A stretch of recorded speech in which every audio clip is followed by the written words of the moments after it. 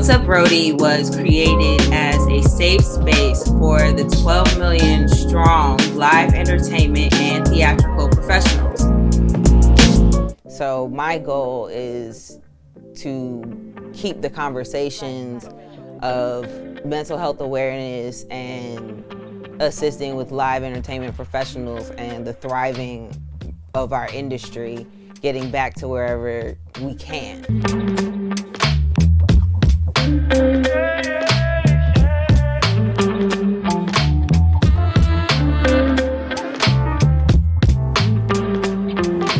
Okay, peace and welcome everyone to What's Up, Roadie? How are you doing? I am Noelle Jordan, creator and executive producer for What's Up, Roadie. In my career, I am a live event and touring lighting designer, stage manager, and backline technician. What's Up, Roadie was created as a safe space for the millions strong live entertainment and theatrical professionals. This is a place for us to come and really talk it out, whether we're missing the life due to COVID and the shutdown, analyzing it, or looking for new careers altogether. This is the space where we will talk about it. Today, we are joined by an amazing panel of television, film, and theatrical professionals, as well as our weekly mental health advocate. I encourage everyone to engage in the live chat on the What's Up, Roadie? How you doing? Facebook Live page. In today's episode, we're talking about equity in the industry, or the lack thereof. Our moderator for today is the wonderful Geneviève Nixon-Weems. Geneviève is an award-winning and record-breaking television producer, tech founder, and CEO of Geneviève Global, a production and brand consultancy. Hi, Geneviève. How are you? Noelle, I'm wonderful. Thank you so much for having me. You look gorgeous as always. Thank you. So we're going to get right into this exciting conversation about equity in the entertainment industry. Our panelists are not only trailblazers, but they have made a mark in the industry for themselves. And I'm going to introduce them now to you. We have the amazing Cerdarius Blaine. Now, you may know Cerdarius from, movies like Jumanji, Charmed, and other films like that. We have Tiffany Renee Johnson. Tiffany is a Howard alum and theater arts alum, and she was in Shameless and Chicago PD. And we also have Jamaal Swain, another HU alum. He, of course, is one of the breakout stars in FX's Pose, okay? He is amazing, and he's also the recipient of the Urban One Honors Recipient Pride Award. And we also have Dr. Raji Banks. She's our mental health advocate.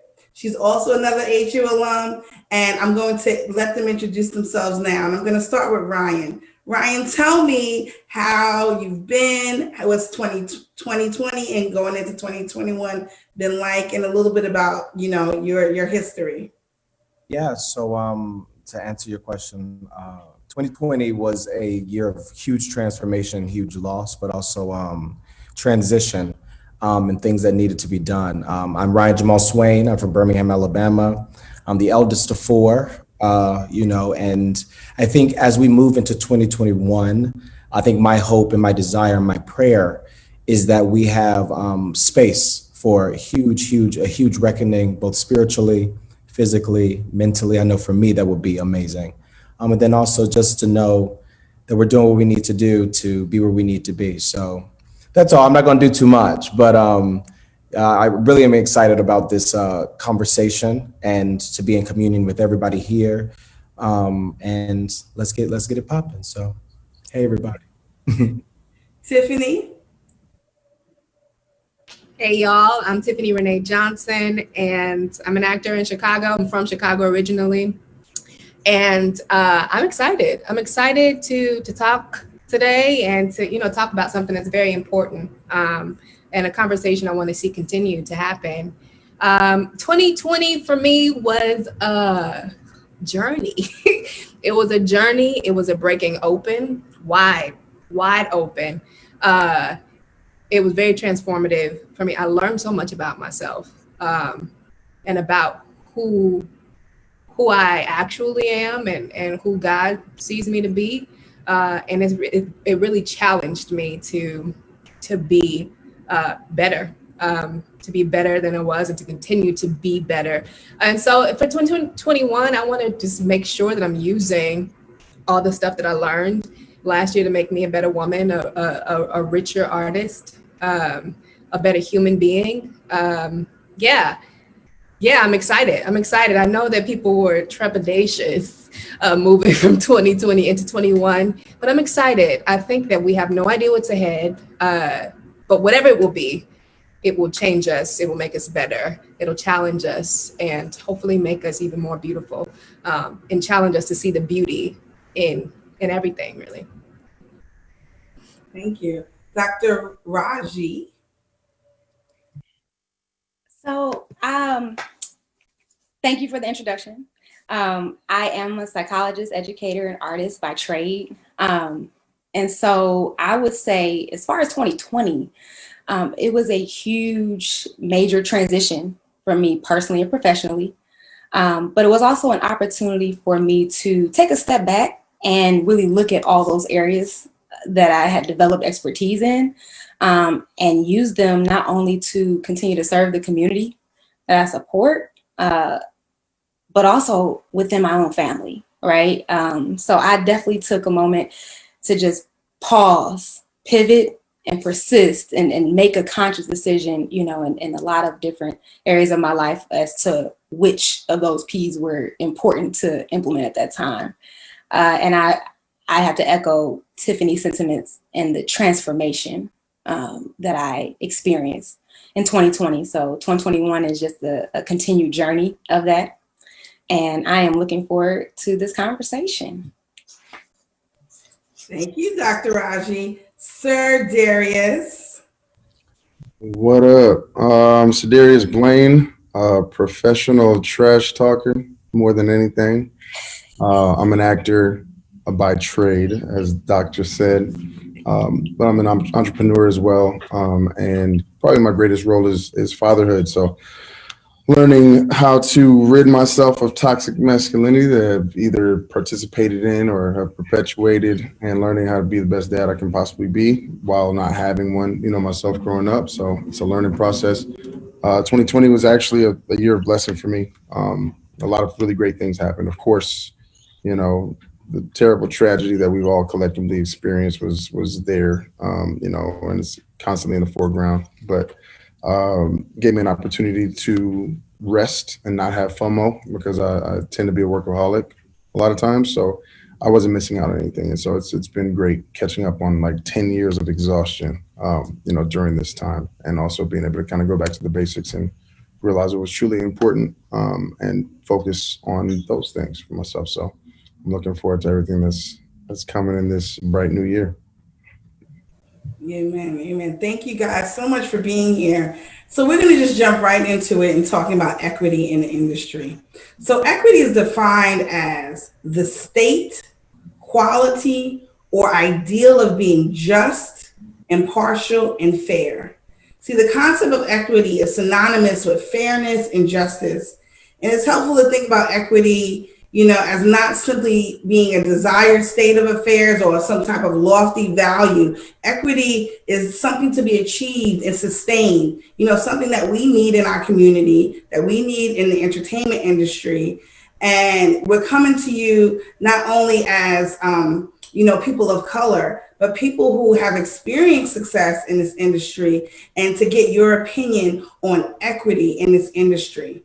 So as you began your career in entertainment, I'm speaking to all of you, as you began your career in entertainment, and some of you, you've kind of, in some ways you would say, have really, earned some roles that have been substantial, but still you're kind of in the early stages of solidifying yourself in entertainment.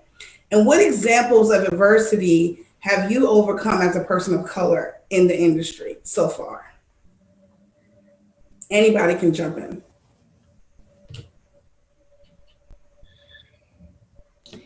This is I've had some really good experiences, I will say, but there are things that indicate to me that there is still quite a way to go. I have a couple of thoughts, and then I'll speak about a personal experience. I think a way for us to get to true equity is for people to keep doing the work of acknowledging that Black people are fully human.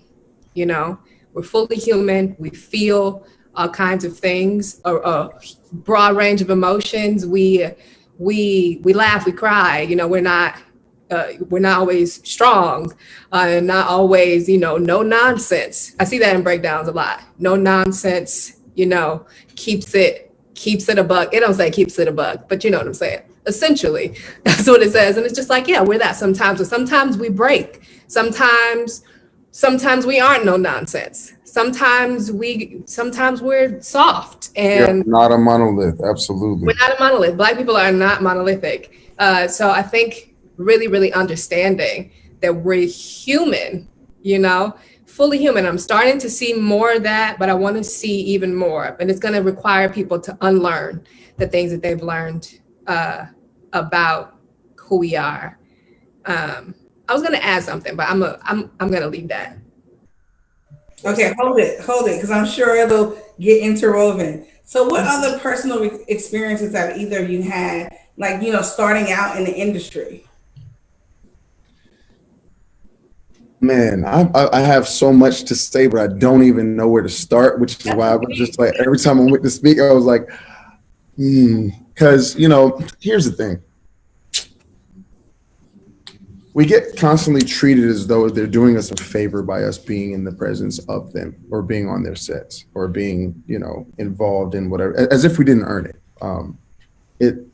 It gets very frustrating, to say the least, as someone who puts in as much work as we have to in order to get half as far. Or, you know, I've been in LA for going on 11 years now, and I've seen a lot, I'll just say. I almost lost a job over wanting my barber to come to set to cut my hair because they didn't have anybody to cut my hair. I almost lost my job because of someone spreading some misinformation about how I asked for this haircut. There were lies being spread that I was asking for $300 haircuts. The haircut cost me $50, you know what I mean, with tip, you know.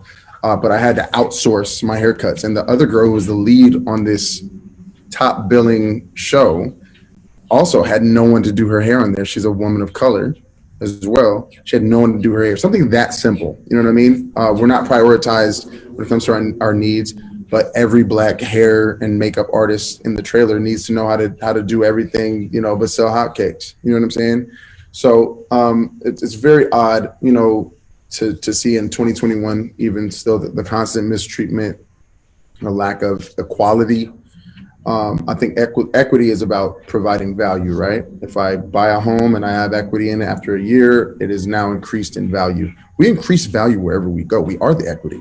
So with that being said, you know, when I get to my first movie and they promise me that they're going to get me and my two co-stars a house all together, you know, so that we can, you know, bond and yada, yada, yada. And then I end up being the only one not with the house and being, you know, in a hotel room for the next 4 months or whatever, while my other two co-stars do whatever they do and get everything that was promised to them. That was probably the first time that I realized how dramatically different the treatment of us is. And then, you know, we're encouraged not to ever speak contracts or speak money and all that stuff, but it always comes up and you find out that you're paid half what your white counterparts are, even though you're higher up on the call sheet. You know, all that kind of stuff. It's a constant and it's unfortunate.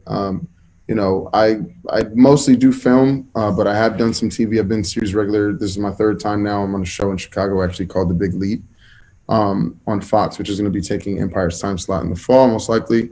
But my second time on TV, I made only $10,000 less than what Tracee Ellis Ross was making in her first season on Blackish. which is a slap in the face. This woman is a 25-year veteran. Her mom is Diana Ross, for God's sake. You know what I'm saying? So the disparities between the men and women pay gap and you know, people of color versus our white counterparts, you know what I'm saying? We're just as talented. We bring just as much to the table, and we have to put up with twice as much. So it's kind of sad to me still that in 2021 we even still have to have these conversations. Why are we still having first black ever whatevers? You know what I mean? It's really kind of bizarre and ridiculous to me, but it's something that we know we signed up for. I'm a medical school dropout, you know, I'm a college dropout. I decided to go, you know, to acting school instead. I knew what I was signing up for. I knew that there was no guarantees in this thing, but you would hope for equality at least at this point. You know, in 2021, we got flying cars, you know? It's kind of nuts, but I don't know. Anyone else want to speak on that or have anything to add? I'll share my quick experience because it relates to something that Sedarius said. I've told this story before, but I was on the set and my hair was straight for this particular role. It was very hot where we were shooting. And I had a conversation with the hairstylist and the makeup artist who was a white woman. And, you know, we talked, it was cool. She asked me about products to put in my hair, and I explained to her that my hair is fine, so you can't put oil, it'll weigh it down. It would need a serum, you know, because she asked me. So I told her, and she had some Skin So Soft, which I don't know if you're familiar, but it's like it's a oil-based insect repellent. I used to wear it all the time when I was a kid. And she asked me at some point in the conversation if she could use that because she used it for another actor. The other actor had said that was okay. I told her that wasn't going to work, and that, you know, the best thing would be to use a serum. So she sent her assistant to go get some serum. And at some point we ended the conversation, and I was standing there waiting to shoot, and she came up behind me with the Skin So Soft in her hand and put it in my hair without saying anything, without anything. And this is after we had a full conversation about it. So I was pissed because I was just like, I felt disrespected because I was just like, she completely disregarded what I said. And like, and also this is a conversation that we could have had before. And I'm very easygoing, you know what I'm saying? But I don't like blatant disrespect and disregard. So I was just like, and then you have the whole angry Black woman trope, and you don't want to play into that, which is very unfair. So you're just like, how do I react? Do I react? And, you know, I did respond because I was like, I can't just stand idly by. I was just like, we just talked about this. And she was like, just trust me. But I was just like, no, trust me, because I told you. And I was just like furious because I felt disrespected. But I was like, I have a job to do. So I had to breathe it out. I talked to the director very quickly. He seemed to be understandable or whatever. Is that the word I'm looking for? He understood what I was saying. But I was just like, wow. And then later, like the next shoot day, she was kind of being patronizing. She was just like, is this okay? I want to make sure that you're taken care of and that you have everything you need. And I'm just like, don't talk to me like I am problematic because you decided to do whatever you wanted to do. And I've heard all kinds of stories from Black women who sit in hair and makeup chairs. And I have other stories too. Just like, it's little stuff like that lets you know that there is not really a love and regard and care that's there like it should be. And it's frustrating because it's just like, hire people who actually care and have a love for Black hair and Black skin, and who take the time to study so they know what to do. Because I think that is fair. Tiffany, you really, and saying the care and the concern enough to study, do the research, right? So I want to kind of speak to that a little bit, that research piece, because that's been my life for quite some time now, right? And seeing how much of it is not present in the industry.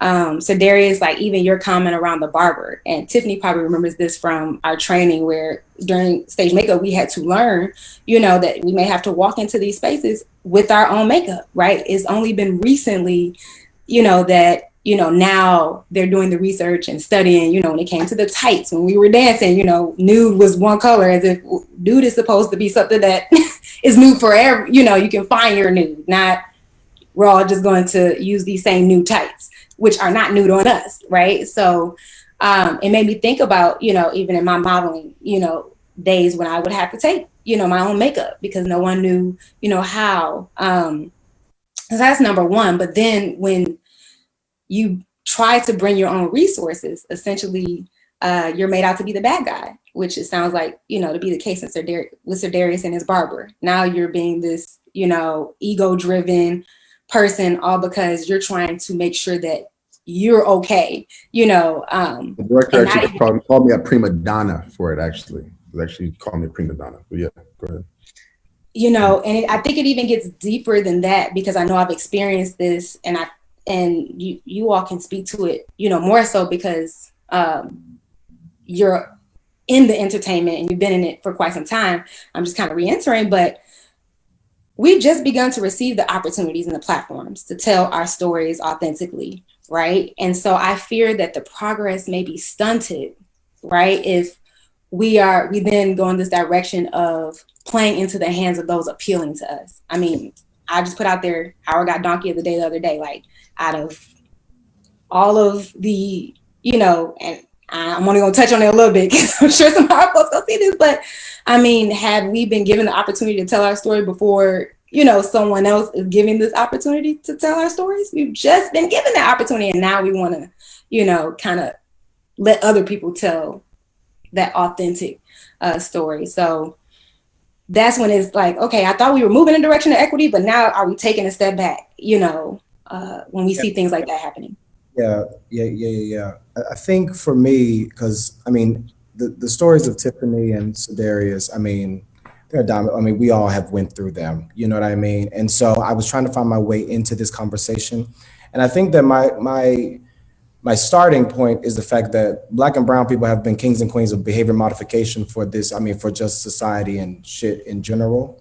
So nobody has ever taught us, right, how to deal with success or how to even deal with the psychology of claiming what is ours, because we've had to play into, and quiet as it's kept, I'm tired of that. But then this industry and this game is it's older than all of us combined. You know what I mean? And it's just like, how does one find what is true equity? Because I mean, I can only speak on from my personal experience, because this just happened 3 years ago, or this new journey started 3 years ago, in the fact that the people on screen are Black, but then the people behind it are white. So then there's still this disconnect where, you see images and stories that are a part of the diaspora, but then also and when we're talking about equity and agency and being autonomous around your person and what you need and having care,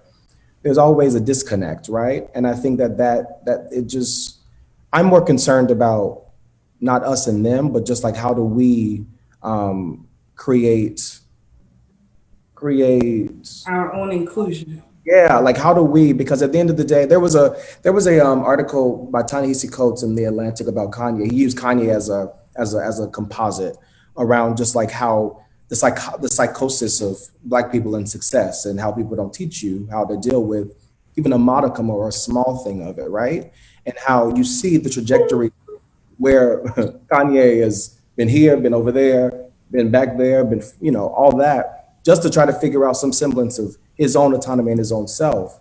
And, I think that we have to be, I don't know how we can, I'm these days welcoming the I don't know, because at the end of the day, I think that this conversation is very much what it is, how we get some type of agency and equity. But yeah, that's as far as I got. I don't know how else to. No, that's excellent, Ryan. Thank you. And thank you, panelists, for being so transparent. And so that kind of like perfectly leads into the next concept of we're fighting so hard to get a space, right? Like you said, Ryan, in front and behind the camera, in the boardroom and production and everywhere. So when we finally do get our space and we're like the producer, the director, the star, the makeup artist, the wardrobe designer, and we're fighting for that Oscar, we're fighting for, certain productions, is there crabs in the barrel mentality amongst us, amongst people of color, where it's like, okay, now I finally got my shot. Let me assimilate, right? Let me either assimilate or let me kind of keep my distance from other people of color, Black and brown people. Is there crabs in the barrel mentality that you see in the industry? I struggle with the term crabs in a barrel as it pertains to Black people. I think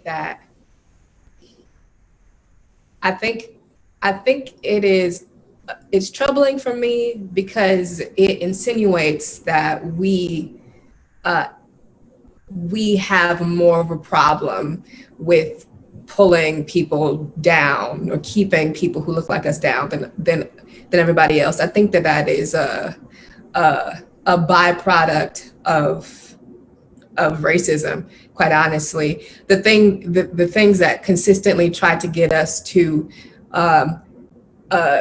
look at each other as less than, just like so many other people have looked at us as less than, you know what I mean? So we look at Black businesses sometimes, and if we internalize that inferiority, then we start to look at Black businesses and other people or whatever, Black doctors, Black dentists as inferior. But I think we have to fight that. I think that people in general, when they get a sense of fame or of fortune, anybody, if they smell themselves and if they let their ego get in the way, will try to be a gatekeeper or will pull other people down and say, well, no, I want to be up here by myself. I think it's a human thing. And that if we let our humanness get in the way, any of us can perpetuate that. I don't think it's specific to Black people. And also, I think that Black folks happen to be very, very communal and familial. You know what I mean? I see a lot of people holding each other down, supporting,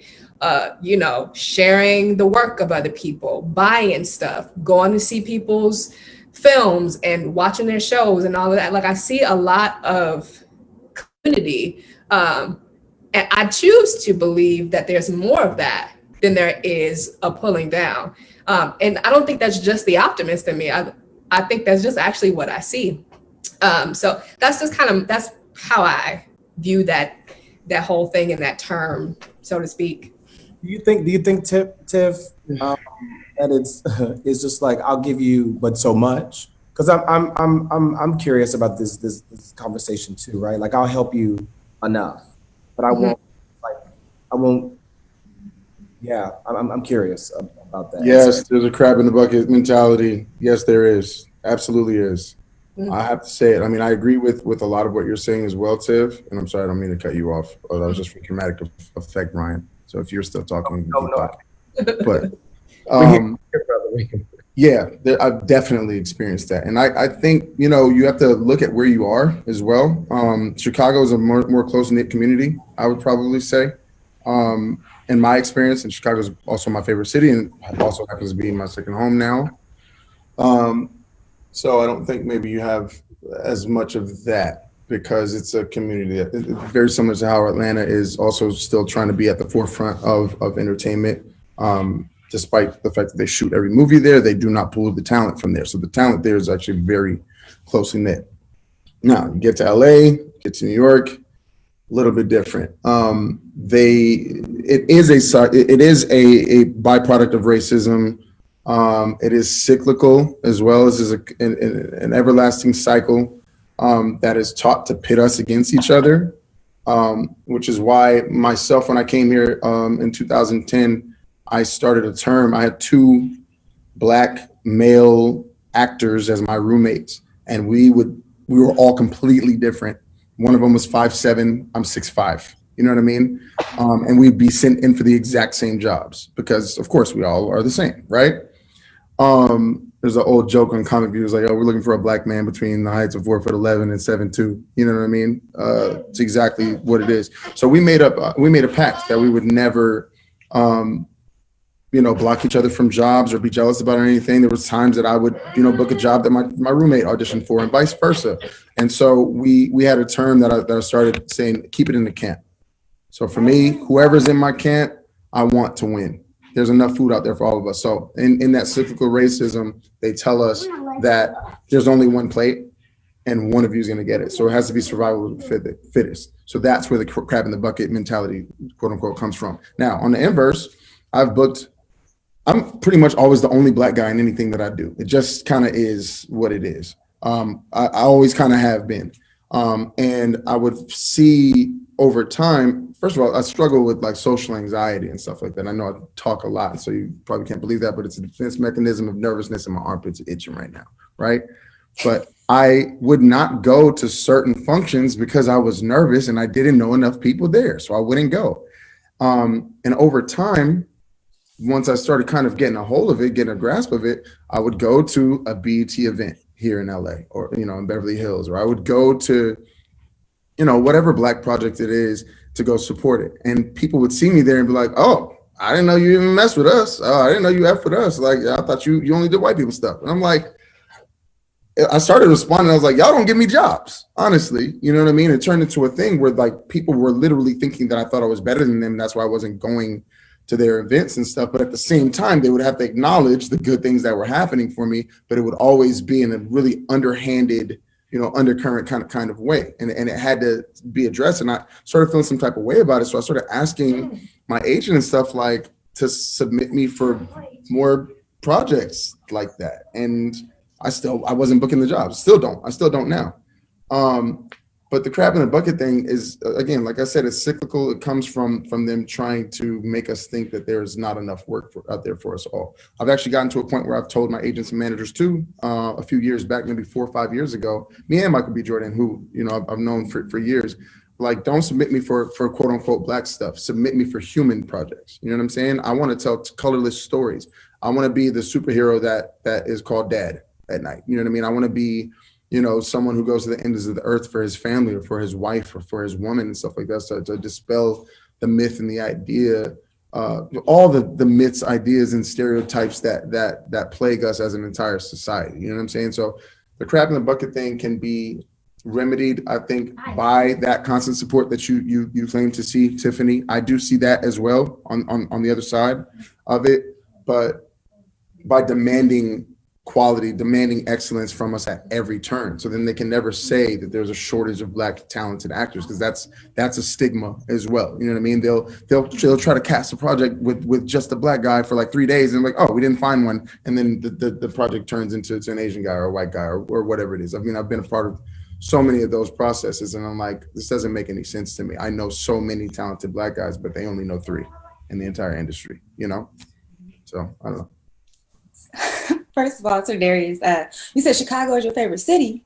It is. You said, what up, though, so much? I would have thought Detroit. D-Town. I'm just kidding. I was like, I heard say what up, though, a lot whenever I hear that. But we did that down there, too. Miami. Let's go. Okay. Already. So I love when panelists actually, they make my job a lot easier when I get to just kind of couch the conversation back into that mental health space. And I think a recurrent theme that keeps coming up in everything that you all are saying with the crabs in the barrel is that it's a cyclical concept, right? That's derived, it's a byproduct of racism. So inevitably it does exist in our community, unfortunately. When you think about some of the traumatic experiences that you just, that you all can attest to or know someone that has experienced those traumatic experiences in the industry naturally, right? What that turns into when you reach successes that you want to protect it. And so I'm not saying that it's a good mindset, but it's a survival tactic, right? An instinct.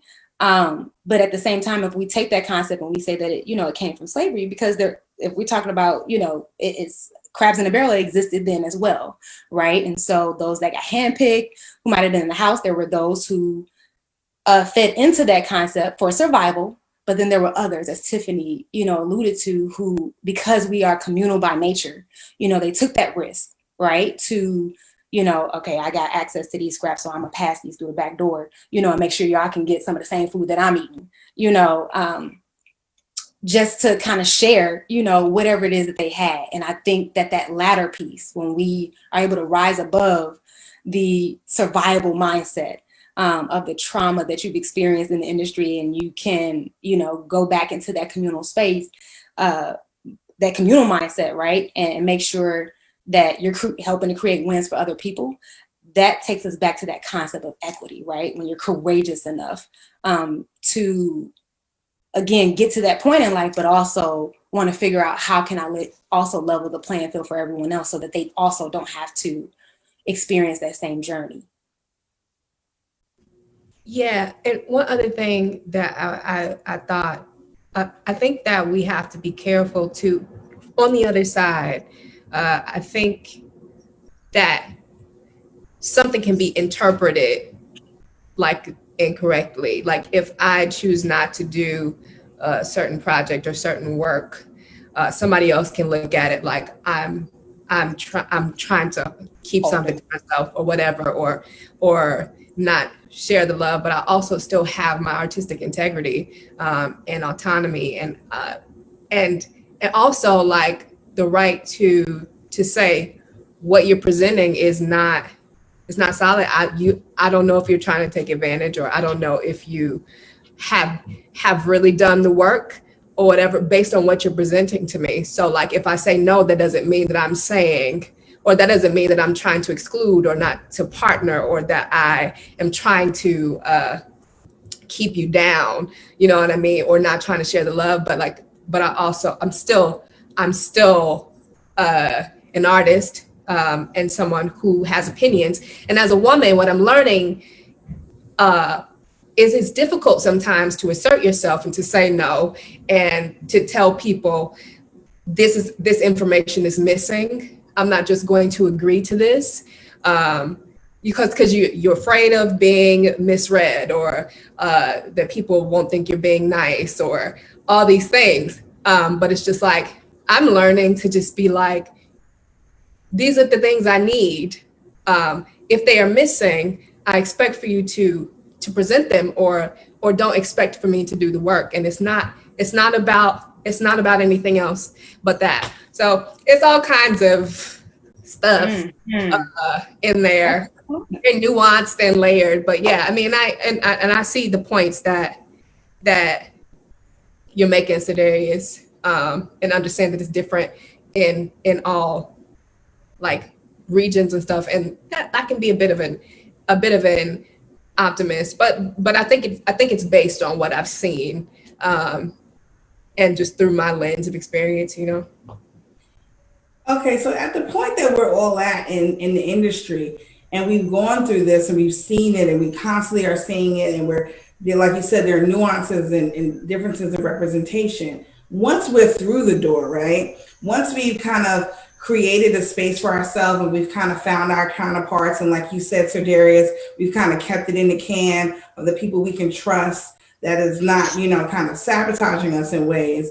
But how do we then, being the people that we are, who carry a certain pride about ourselves, create opportunity for others? So if we're not being that, quote unquote crab in the barrel, pulling our people down, and we want to uplift people, how can we in the industry help people? I mean, have you done it before? Have you actually put somebody on? Or what's a way that you see is an opportunity that you like to be extended to you? True celebration, true support, repost, share, go see that shit. I don't let my friends even give me free tickets to their movies. I'm going to pay for it, or I'll send somebody else to it. You know what I'm saying? That kind of stuff. Honestly, but for me, I don't want to be preachy, but it always comes back to faith for me. There's nothing on this earth that I've ever wanted that I don't think that God would give me. You know what I'm saying? So I don't see anybody having anything that I want that I can't get for myself. The only time jealousy really creeps in is when someone has something that is intangible that you cannot recreate. That's generally what it is. So for me personally, I don't know. I don't have a jealous bone in my body. I can honestly say I've said to myself, like, God, what about me? Like me too, but not me instead of. You know what I'm saying? So I think that's kind of the difference. But true support, as far as putting somebody on, I've probably tried to do that to my own detriment, to be honest with you, where I'm concerned about other people's well-being before mine because I know I'm good. I know I'm going to be fine. I've in the times that I've had opportunities, I've put friends in movies. I've gotten an opportunity to do it a couple of times. I'm actually going to be producing my first feature in May of this year. And I'm going to my drawing board first. I'm going to all the people that I personally know first to be EPs, to be, co-writers on it or come in and do comedy punch-ups or, scares and stuff like that. It's a psychological thriller. To come in and do the catering. I mean, my cousin has a catering company. You know what I mean? I want her to do it. If I'm going to spend money on somebody, I'm going to spend it in my own community. We're the only ones that don't keep our money in our community for even 24 hours. You know what I mean? The Jewish community can keep their money in their communities for up to 30 days because they have the infrastructure for it. They got the dry cleaner, they got the drive-through, they have, everything in one spot. And so building up, I think everybody thinks like, hey, let me put this person on as a writer, as a director, as an actor.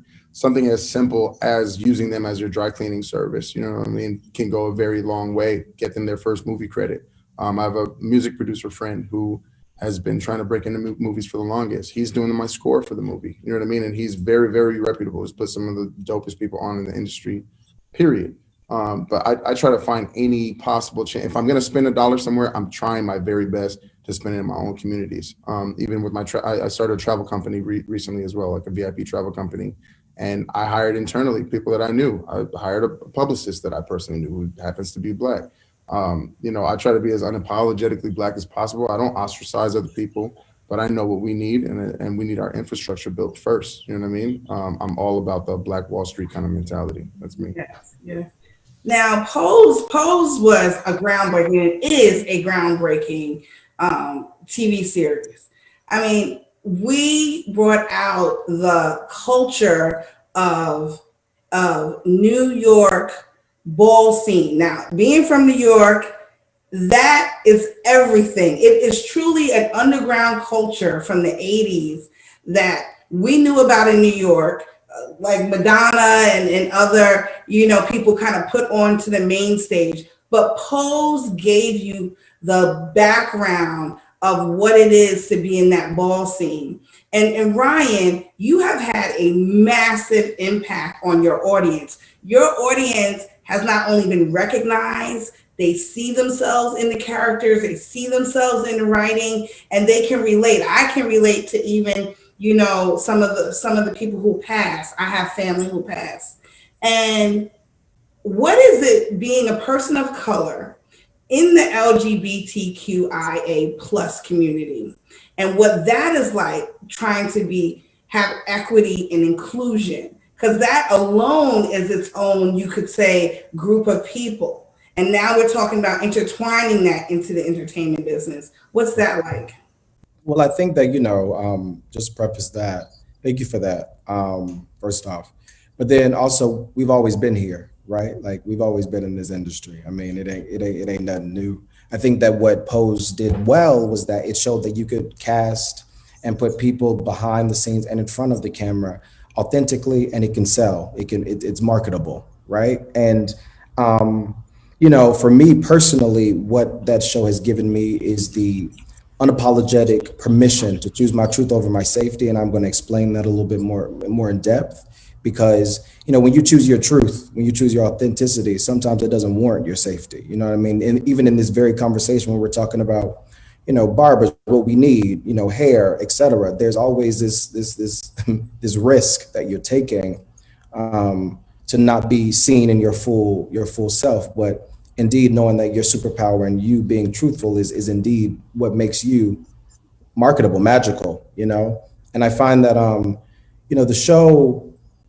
although it takes a very specific amount of marginalized people, it illuminates a universal truth, no matter what it is. All of us want acceptance. All of us want love. All of us want to leave a mark.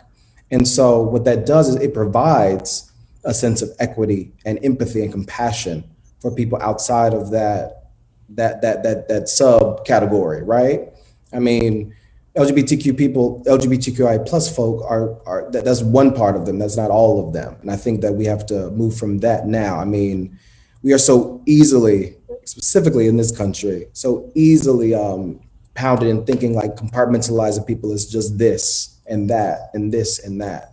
When really and truly, that's only one part. So I think that the show, because it was so truthful and so raw and so honest, it gave other people agency. The audience members, the supporters, my supporters, myself, the cast, to really just step into their true unique power and provide equity. I think that Pose has really taught me how to keep, make space for my community in that way. Not only Black and brown folk, but Black and brown LGBTQIA plus folk. And I'm in a band of cast members, which I think that everybody should look at all the cast members from Pose and how we're using our platforms to provide equity for other people, because it really is remarkable. And I think that that was some alchemy, some synergistic flow that God put all on us. And we were just like, listen, we knew that this was not a moment, but a movement. And we're going to make sure that this is not just going to be this time, but it's going to continue. And we've seen just the roaring, the wave of what it can do and what it has done for television history, and also just for history in general. So, it's the best gift that God could have gave me at this juncture. But I'm ready for the next one. So that's it. Yeah. Dr. Raji, so what is your take on the inclusion of all of these subcultures, and how not only can we uplift each other and create opportunity, but the groundbreaking ways that we are creating opportunity by just being seen and being a part of? I actually, so in addition to agreeing with Sir Darius shared, supporting, right? Being very intentional about supporting businesses, thinking about it from who you might cast to, who is doing the dry cleaning, and making sure that when you look at all those opportunities, that they're filled with people, within the community that need uplifting. But I'll say that what really my thoughts kept ruminating around was Tiffany's comment from, what she shared in terms of the crabs in the barrel, and the opportunities that what I gather from that is that you've clearly taken those moments, and I hope that you have to share and be honest about if something is not up to par. And that is something that I've done in all of the fields that I'm in, from education. Sometimes I might need to pull a teacher to the side and say, hey, you know what I'm saying? Because again, I understand who I'm serving, predominantly Black and brown scholars, young scholars and their families.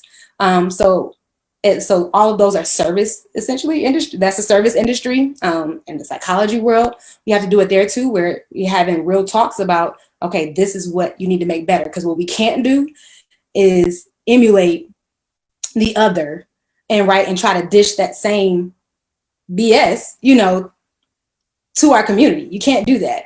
And so by being open and honest about, this is what the expectation or the standard is, and I'm sharing this as a friend, as a colleague, I'll support this once you do this. And if someone can't honestly, understand that, then they have to understand that you can't be a part of it. And so as someone that was part of my transformation last year, like I said, whether it's education, getting back into the artist aspect of my life, and then psychology, I have to think about the platforms, because Dr. Raji, I'm realizing how much weight that name holds, and I can't just be a part of any project if it's, not done through and through. And so the honest thing I can do for that person is be honest about why I'm not participating in that project. And that also, I think, definitely speaks miles to ensuring that equity, we increase the equity within the community. Absolutely. I couldn't agree more. I actually had a professor at Howard University in the film department, Holly Garima. He did Sankofa. Mm-hmm. And one of the greatest lessons he taught me is about truly understanding what you put your name on and standing behind it and having integrity in everything you put your name on, from being in front of the camera, behind the camera, what you write, and anything that you do. And I've actually taken that with me throughout life, just as a blanket statement. And just, and just speaking about all of that, it's just historical that there's been lack of representation in our community. But last year in particular, because of many things, because of the pandemic, because of the Black Lives Matter movement, because of, civil unrest and all the things that have been happening, there's been this kind of like rallying cry, right, of people for inclusion and for equity across the board. Now, when we take it a step higher in the entertainment industry, we bring it up to companies. You have companies like Netflix and, Prime and Hulu that are creating a platform and creating, even like certain sub channels for Black entertainment, for, the old school stories too, they start rebroadcasting and reutilizing some of the old school stuff. So when you get to a point where someone like Shonda Rhimes, right, left ABC from the platform that she kind of basically built with her groundbreaking shows, and then left them and went to Netflix and did Bridgerton, and now is the highest paid showrunner in entertainment, and just got signed 8 more seasons for Bridgerton. Now there's this platform, right? Now there's this ceiling that has been busted through. And in doing that, is this a trend? Is this something because Black Lives Matter, kind of came out saying we demand a space? Or is this something that now that we've broken the ceiling, we bust through these doors, that the industry is really going to take us seriously, and we as a people are going to now kind of take this opportunity, and just run with it? What do you think about all of this? Everybody, the whole panel. I think we see these waves consistently, kind of it ebbs and it flows. So quite possibly it's a trend. It is popular to be pro-Black right now. But I think there's opportunity still. There is benefit in it still, beauty in it still. I think in order to see it be sustained, we have to continue to know our worth and to push for it and forward. We have to continue to hold people's feet to the fire. We have to continue, those of us who want to create our own work, to be creating and pushing for it to be made, while also pushing to diversify other spaces. I think both have to happen at the same time. I think, so yeah, I do think that it's probably a trend, but I think that it can still lead to something positive. I was reading an article last night and I was just like, golly, like it's about Sylvie's Love, and Namdi and Tessa were talking with Shadow and Act about how a lot of studios didn't think that Sylvie's Love had an audience or would have an audience.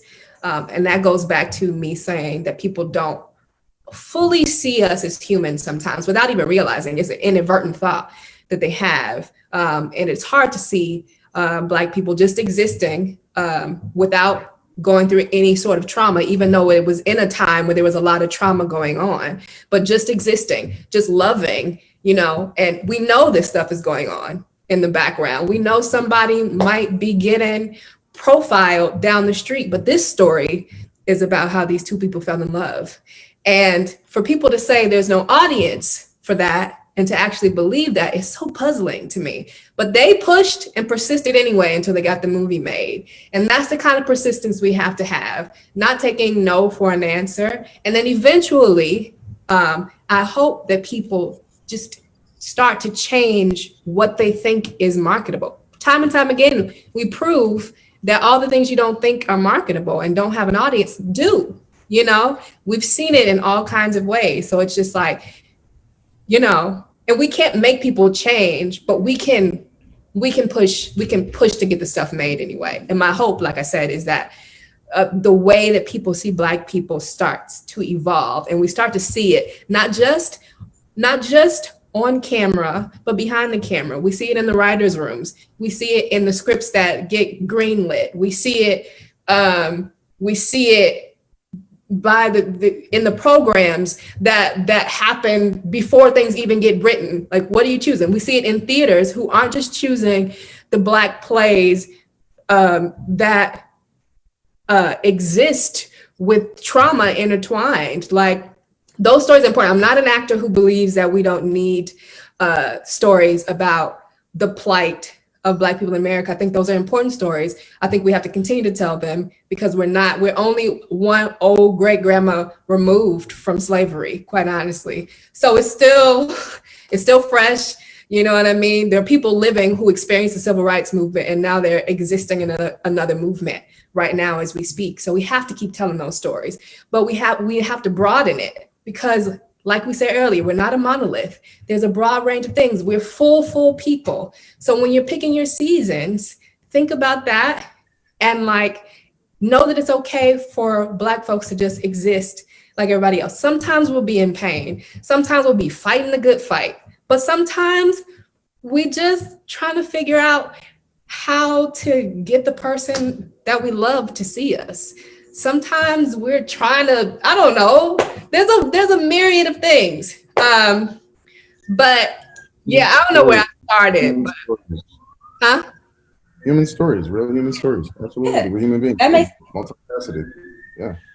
That makes me think about the comment that I often hear, like you said, in terms of people that I've heard, and even Angie, I was in the car on, well, obviously it's been a while since I've been in the car listening to the radio.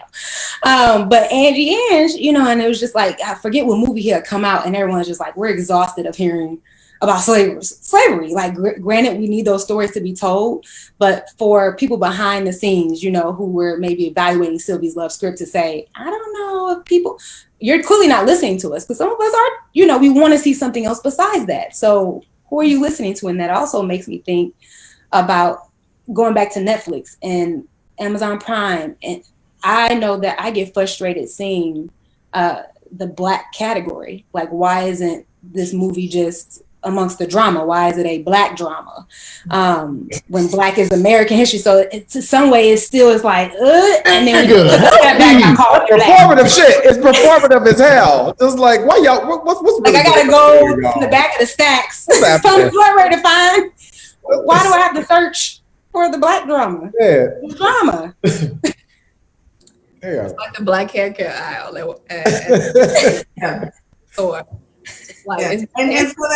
So what we're saying is like this across the board with corporations, period. I mean, even in Target, somebody had posted like the Black History Month section, right? And I'm like, why is that just not there? Black is beautiful t-shirts all the time. So in American society, history, it's American history. It's not Black history. It's exactly. Not history. Yeah. And it goes back to that trend, right? When you see things like that, okay, this is a trend. Because the minute, that it's not, then you have a reason to kind of cancel that particular sub-channel. It just disappears, right? Yeah. But if it was woven into the main channels, so it'd be more of a staple. How do we stop this from being a trend? Like what Tiffany was saying. How do we as a community? What are you saying, Ryan? I think I don't want to bastardize what's happening right now. You know what I mean? Like, yes, it's a trend, but there's so many things that are happening. Like, get your shit while you can. Okay? Get your shit. I really believe that. I mean, there is a part of this performative shit, because we know how this, just like Tiff said, we know how these trends go. We know it's just who's going to be spotlight next week, who's going to be spotlight next year, who's going to be doing this. And I think that, oftentimes what we've been asking for is to be put in the seats of real change, right? The CEOs, the producerial seats, the marketing, all this shit, all this stuff, right? And it's happening. It might be performative, but it's happening. I don't want to negate that. It is wrong. It's fucked up. I mean, can I say that here? I mean, I said it. But Get your shit, but still know your worth. So, still know your integrity. Yes. Can I add something really quickly? Because I agree. That's what I'm saying. Even if it is a trend, like anytime people feel the need to make something more equitable, I think it's a good thing. You know what I mean? Despite the origin of it. And the hope is that, like I said, there's an evolution internally as time progresses. But I think it's good. You know what I mean? And we talks about, like, you know, there's a bunch of different opinions about affirmative action when it was a thing and all those things. But it's just like, sometimes if people don't feel required to, then they won't. You know what I mean? And so we have to acknowledge that it's still necessary. It's necessary change. And what we do while it's here can really affect what's to come, you know, if we really take the reins, especially in those positions of leadership. Yeah. Right. So there's organizations like the Casting Society of America, right? Their whole point is to create, you know, inclusionary programs for marginalized communities and for, you know, underrepresented communities. Do you guys have any experience with any of these other programs out there? Maybe like some of our viewers out there, they don't know what kind of options they have to kind of seek out some type of equity. They're just kind of going on auditions and they're not getting callbacks. But, you know, what programs or frameworks are out there that people can get involved in? That's a really great question, actually. And not one I've ever been asked for or even thought about. For me, the greatest equity in this business is relationships. It sounds like such an old adage, but I have a great relationship with Kim Coleman and Kim Harden and, you know, Vicky Thomas, you know, all these great casting directors of cast, you know, that happen to be Black. And I say happen to be Black because they're just great casting directors, period, who happen to cast some really, you know, dope projects and stuff like that. Anytime any one of their projects comes up, you know, I'm on a short list for you know, to be called in because the relationship is there. So, I mean, there's a lot of Sundance writing programs, and of course, like you said, CSA, Casting Society of America, and Producers Guild and stuff. They all have, you know, sectors that are dedicated to inclusionary, you know, programming and stuff like that. Macro as well, which is one of my favorite production houses, A24. It's a lot of them that have these divisions and stuff like that. But at the end of the day, again, if you're trying to tell real human stories, colorless stories and stuff like that, I think broadening the scope and, you know, being part of casts that are not just Black casts and stuff like that. Because white people ain't watching that shit. Let's just be honest. They're not. They're not watching our stuff because they think that it's specifically for us. Not only that, there are a lot of, you know, woke people, you know, less melanated people that will try to respect our craft and respect our projects by not including themselves and not watching them and stuff like that. It sounds really weird and counterproductive, but they're like, oh, that's their stuff. Oh, that's BT. I'm going to let them have that. You know what I mean? So I think including ourselves in projects that represent what the actual world looks like. We walk outside and we see everybody. I think that's probably more the important thing in continuing to build and grow relationships. You know, I'll drop my quote to work with somebody who, you know, I like personally. You know what I'm saying? I've flown to New York to go do a student film for NYU in between doing Jumanji and you know, Charmed. You know, literally. So. The equity is human beings. It's the most underutilized resource on the planet. We don't invest in humans enough. And if we do that, if we make it our aim to go back to Howard and talk to the students about, you know, and not just there, but I'm saying anywhere where we can provide more information and quote unquote send the elevator back down, I think that that's always probably the most productive way to do it. You know, I have a short list of actors that I go back to speak at my alma mater in New York all the time, like every other summer. And I'll create a short list of, you know, young Black actors and stuff that I think are really dope. And it's crazy because I just got an opportunity to cast a kid that I met 9 years ago when I went back to speak. And I've been telling him I'm waiting for the perfect project for him. And he just got, you know, one of his first major credits from that. You know what I mean? I keep a Rolodex in my mind and I will literally email myself or Instagram myself people's pages and stuff that I find really dope. You know what I mean? Stuff like that.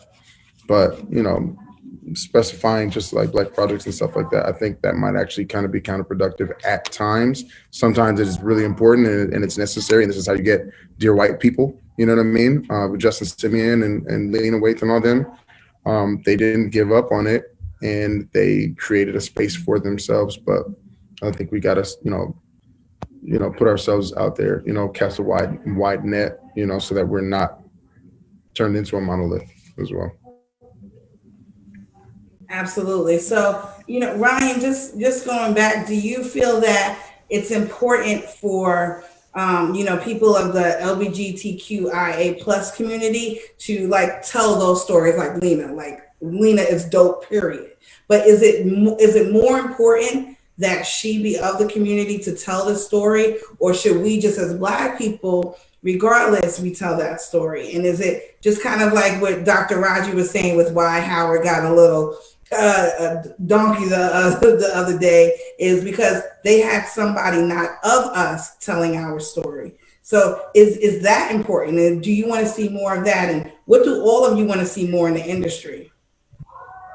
That's a very good question. And I'm sitting here thinking about that. Absolutely. Yeah, my first inclination is to say absolutely, because you write what you know.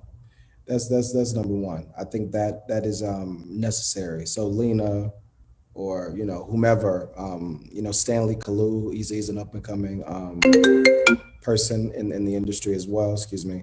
I think that you start with writing what you know, right? And I think that is at the base first and foremost. But I do believe that through. Do I believe that? No, you write what you know. No, I'm not. Yeah, no. So what do you want to see more of? What does everybody want to see more of in the industry? I know for me, I just want to see more of just truly raw, authentic storytelling. Some of the stuff, like some of the stuff that Ava DuVernay is known for and is doing a lot of, especially with When They See Us. Some of those stories, those truthful stories. Go ahead, Ryan. Yeah, no, it just downloaded in. Okay, so there, yeah. Okay, so here we go. I'm sorry, it came to me. Yes, you can have. Yes, you could write it. I think leaders should, but I think that in all Black stories, there has to be, the whole thing that we're not a monolith, right? I mean, if you're telling a heteronormative conversation or a story, that's what you're telling. But if you're telling something about the humanity of Black people, or humanity of us, just humans, then it has to reflect what is out on the streets and in the places. So from an LGBTQIA plus centered story, absolutely somebody of the community should be writing that. I think that the complexities and the nuance to do that well only is occupied by somebody that is in the community, yes? Mm-hmm. But I think that if we're thinking about how does the world look outside of my door, and if we're talking a very broad, broad stroke in humanity, I definitely believe that anyone can write. You just need to consult someone and make sure that it's done authentically and with some integrity. So, I mean, for me, I think to flip over to the next part of the conversation, what I would love to see, I'm big on right now seeing stories that stoke freedom dreaming for Black folk. I find that a lot of us, we are completely bogged down by the trauma porn and the oppression Olympics that we get to see every day on our TVs and on our films. They're necessary works, but that's not the only work. And I do believe that there is a necessity for Black to the Future or Afrofuturism, where we get to see ourselves in a space where imagination is the incubator for innovation and progression, right? And I think that we have to see ourselves and write our stories to then get out of what we're seeing, what we're being fed, whether it's from news, whether it's outside, how people talking to us, whatever the case may be. So I'm very eager to see what does a world where, it's just Afrofuturism. I mean, because I think that is where we start really taking hold and taking agency over who we are as people. So that's something that I'm really excited to see and see more of. Mm-hmm. Mhm. I just want to see more human stories, like you've been saying. There's this independent film called Olympia that actress, writer, producer named Mackenzie Chen wrote and produced a couple years ago. And I saw it when it screened in Chicago, and I was just like, looking at these Black characters exist in the center of a story, just existing. You know what I mean? And, they had, there was some conflict and some stuff, but I'm just like, they were just existing, and they happened to be Black. And I'm not saying that we should ever negate or erase our Blackness. It's very important, and, people should see it and acknowledge it. We don't have to not see color. Please see it. But I was just like, it was so beautiful just to see them existing. And I knew that it was, well, I don't even know if it was intentional. I think maybe she just wrote a story that was in her. I just want to see more stories like that. I want to audition for more stories like that and play more characters that are just fully human, fully drawn, fully realized women who are flawed and feel turn up, turn down, turn around. Yeah. Yeah, I second that. So Darius, what would you like to see more of? Oh man, I've been saying it over and over. Yeah, you have. More human stories, more just. No, you know what? I'm lying. I'd be holding back because we are Black and because we don't want to be seen as arrogant or anything like that. We're dope as fuck. So I want more stories that show us being as superhuman and amazing as we are. I would love to see like a Black Game of Thrones, $7 million an episode. That's so epic and so dope, and every costume was handmade for every single person, and Starbucks Elite was flown in on a private jet for everyone. I just want it to be as opulent and coming to America in real life as possible, because that's what we are, man. We add more sauce to everything. And it just hits different. When you see Black people in love on film, I mean, I remember the first time I saw Jason's Lyric, I was like, yo, I want to be in love one day. I was 6. I didn't know what that was. You know what I mean? The first time I saw John Q, I was like, I want to have a kid one day so that I can hold up a hospital, because I would do that. You know what I mean? These are grand gestures. We're grand people. If something is funny to us, it's extremely funny. And you know that it's earned. That laugh was earned. If something tastes good, it's because somebody stuck their foot in it, not just because this is really nice. You know what I mean? So I want to see stuff that speaks to our richness, to our opulence, to our natural, the natural royalty that is in our blood. I want stuff like that. And all of those are truthful human stories. I want to produce a Mansa Musa, movie of the most, wealthy man in all of history. I like stuff like that. I love period pieces. Black people tend to think that, we don't like fantasy. It's not that we don't like fantasy. We never see ourselves in it. How do you have an entire, Lord of the Rings or something like that with no heroes of color? You can imagine that people can fly and create spells, but you can't imagine that any of those people would be Black. Yeah. I watched all 7 seasons of Game of Thrones, and the only Black people on there was a pirate, a thief, and a slave with no penis. Like, it's ridiculous. You know what I mean? Like, get out of here. So I want to see stuff where we are it. We are the epicenter of the universe. Why not? Well, that's why Black Panther was so groundbreaking, right? Not only was our superhero a Black Panther, it was a Marvel film. The cast was amazing. The costumes were amazing. God rest his soul, Chadwick Boseman. We were in fine arts together. Amazing friend of mine. It still hurts because you look at just his body of work at such a young age. I mean, films are still coming out and he's still leaving his mark. And what I'm so excited is that I can turn on some of these programs, and I see another good friend of mine who was friends with Chadwick, my girlfriend Camilla Forbes, who just did Between the World and Me, right? She's the executive director of the Apollo, and she's telling the story from Ta-Nehisi Coates, another Howard alum. And then you look on, and then I just happen to be perusing with my son, and I see the Black Nutcracker with Debbie Allen and these little kids and how impressionable, they are. And then you're looking at, Sylvie's Love, and then you go on, and then I just saw the one from Regina King, Hot Night in Miami the other day. Now Regina is behind the camera, right? And there's just this influx of diversity, I feel, that not only are Black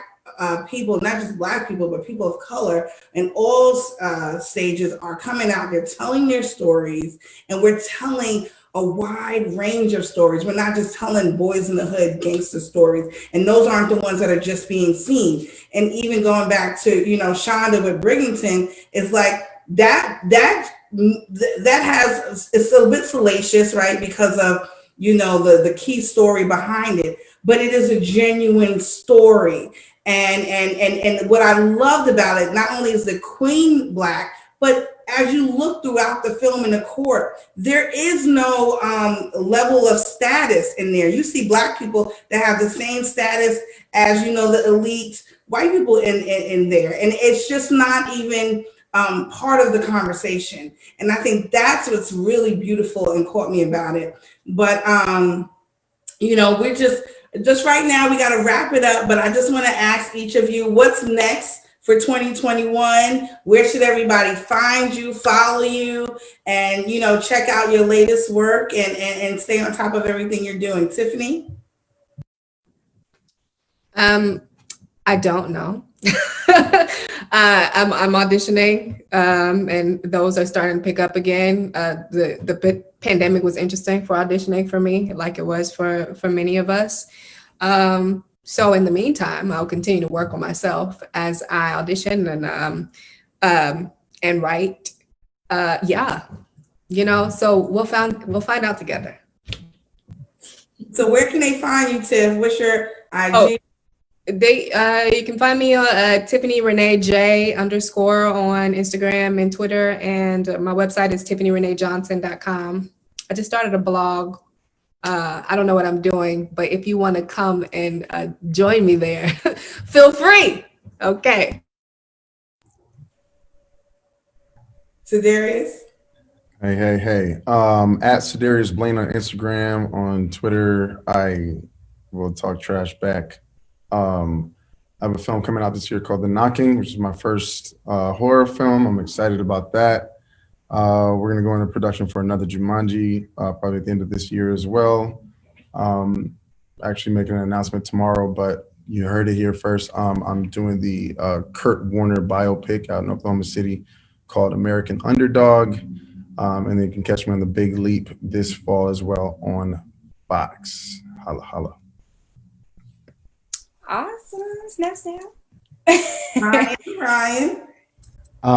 Well, we're in production for Pose, and then also I'm about to film up my first film, so I'm very excited. I'm not going to tell you yet till the press release come out, but I'm very excited about that. You can find me at Ryan Jamaal Swain on Instagram, and then Ryan Jamaal on Twitter. I am not talking shit on either one of those, like Sedarius. However, if you want some upliftment and just see me going through my shit, you could definitely, I hope in hopes that it inspires you, please come through and check it out. Thank you all so much for this. I appreciate it very much. Yes, thank you. Dr. Raji? I thoroughly enjoyed this conversation. It has me thinking, I'm caring for my younger brother right now. And that's all, I'm literally just exposing him. We watched Jason's lyric the other day. So again, we are not monolithic. These stories are, ever present, ever evolving. So I'm just looking forward to us continuing to have the spaces and also creating the spaces to tell those stories. But I do want to drive home the point that, I'm looking forward to really us being honest with ourselves within our community, so that, again, that's part of that upliftment. And having more professionals like myself to help couch those conversations. As we see the movement when it comes to hair, the Crown Act, that's a big thing that's happening when it comes to, thinking about Tiffany's story again with the hair and how important that is. And that's a part, of our identity and our story. And so making sure that it's protected, as we go and evolve throughout history. So as I, again, merge all of my trades together, art is at the core, being from Detroit. And so I'm looking forward to being more and more of the spaces to help bridge those gaps where the understanding is lacking, right? And helping to educate. So find me on Instagram, school me, school_me, or Raji Banks on Facebook. And I'm so glad to be here. Thank you, Raji. I want to thank all my panelists. Thank you guys so much for being here. You guys are amazing, insightful. You definitely dropped some nuggets. I hope everyone who watched, or the audience, y'all took notes. If not, be back for the replay. I'm Geneviève. Thank you so much for letting me moderate. You can find me at Super Producer on IG, and you can go to GenevièveGlobal.com to check me out as well. And I just want to thank Noelle Jordan, our producer. And I'm going to toss to you, Noelle. Just thank you so much for everything that you do. Thank you. Thank you so much. Everyone, I want to thank you all again for your time and your insight, as well to all of you who are watching. We want everyone to stay safe, and we will definitely be back here next week, where we'll be breaking down equity in live concerts for artists, entertainers, and organizations. Be sure to follow What's Up Roadie on the Facebook page, What's Up Roadie, how you doing? And the Instagram page, which is at What's Up Roadie, for up-to-date information on upcoming discussions. And for the Clubhouse members, you can join us tomorrow and every Wednesday at 8 p.m. Eastern on Clubhouse. We'll have a What's Up Roadie recap room. So, of course, you all are invited to come and pop in our Clubhouse as well. You can follow me on the Clubhouse platform for more info. It's at NOESORAYA. That's No Soraya. Or you can follow me on Instagram as well, which is no.soraya, NOE.SORAYA. So thank you guys, Geneviève, Tiffany, Darius, Brian, and Raji. I appreciate you all, and thank you. And everyone, have a wonderful evening, and be safe, be safe, be safe. Peace. Tiffany's one of my favorite actors. There. Chicago PD episode 316. Go check that shit out. Let's go. Love y'all. Thank you. Have an awesome year. And shout out to Howard University getting their VP in the White House tomorrow. Yes, Kamala Harris. Hey, let's go. Let's turn up tonight. Let's go. Make America great for once. Let's do it. Nice meeting you. Bye, y'all.